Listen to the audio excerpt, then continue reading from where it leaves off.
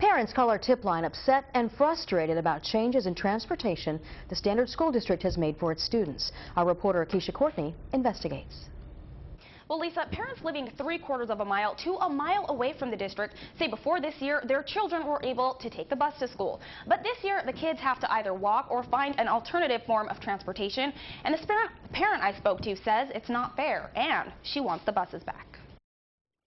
Our house is clear at the other end of the street and we have to walk all the way up to Chester, down Chester, 1 block before Norris Road. And walking isn't something Tiffany's 4-year-old daughter Jocelyn was expecting to do. Because it's hot. She and her mother have been walking about a mile to school for the past 2 days. Tiffany says Jocelyn is already feeling the effects. The other day she asked me to sit down because she said, "Mom, can I please sit down? Because I'm hot and I feel dizzy." Several school bus routes were cut this year in the Standard School District. We walk the route several children now have to take. They must go up a busy street and then cross at an intersection. And about a mile later, they end up at their destination. The school district says they understand parents' concerns. The green dots are family households, so we know where our kids live for this school. Superintendent of Standard School District, Dr. Kevin Silberberg, says routes had to be cut due to budget cuts. They are currently spending about $200,000 in transportation alone. Transportation was one of the things that hasn't been touched in 15 years.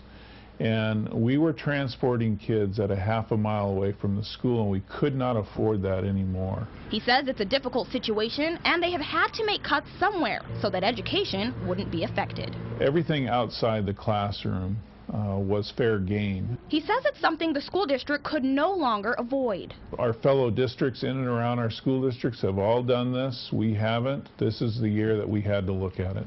But for Tiffany, she says if she was given enough notice, she might have had time to prepare. The orientation before school is when we got told that there was going to be no buses. Silberberg says letters were mailed out to parents in May, and there were 3 community meetings. He says, unfortunately, those new to the district might have fallen through the cracks.